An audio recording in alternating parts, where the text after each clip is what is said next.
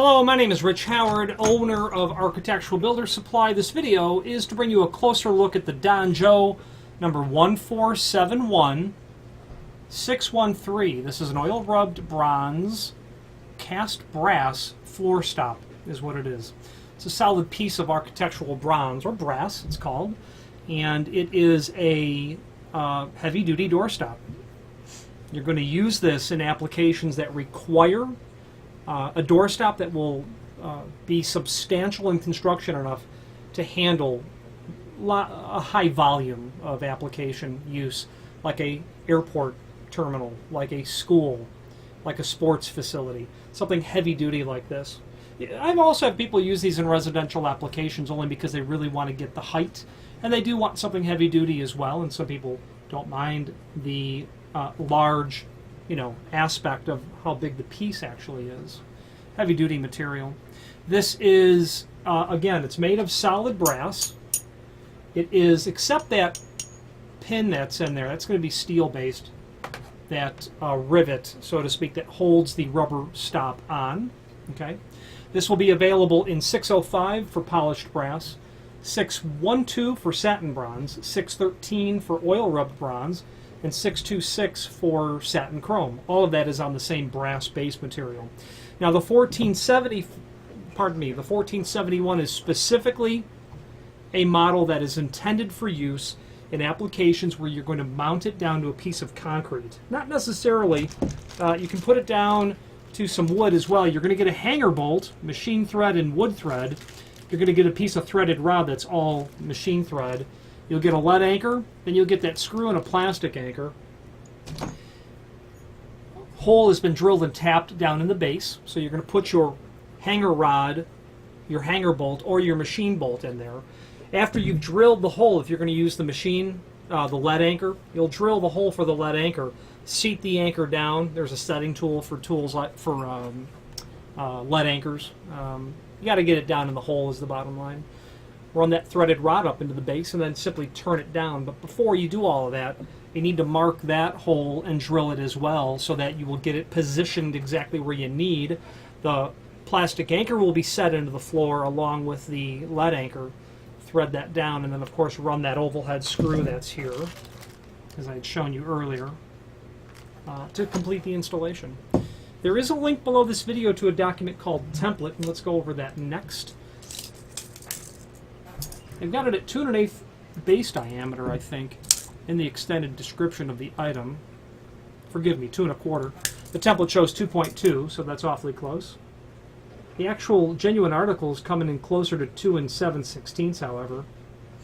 I like to measure these things because there is variation over time. The manufacturer might source this from a different overseas factory. That's the bottom line. The technical data doesn't seem to evolve as quickly as inventory does. And overall height of the item, and I'll hold it upside down so we can kind of gauge it. 3 1/8, I would say that would be accurate. So if you've got a door undercut that is excessive, but nonetheless going to be in the range of, really not more than 1 3/4 inches, this is going to work perfectly for you. A standard undercut on a door is a 1/2 inch, 7/16, 5/8, 3/4. You could also have an unusual undercut because of a floor condition, or you might need a taller unit like this because when your door opens up and gets to 90 degrees, that concrete's probably going to go away from the opening a little bit. And by the time you get the door to 90, what was a 3/4 inch undercut is now 1 1/8 inches or 1.5 inches. So that's why you would also use something like this as well. Since we've got the tape measure, the overall width of the head with the rubber bumper is about 1 7/8 inches. The rubber bumper is not replaceable because it's not. That pin is not removable, is the bottom line. These items, you can see them fatigued with lots of use and exposure to extreme temperatures. However, that's in an extreme application where something like that would ultimately fatigue. It's a quite durable item. The balance of the information down below in the extended description lists the finishes I had mentioned earlier.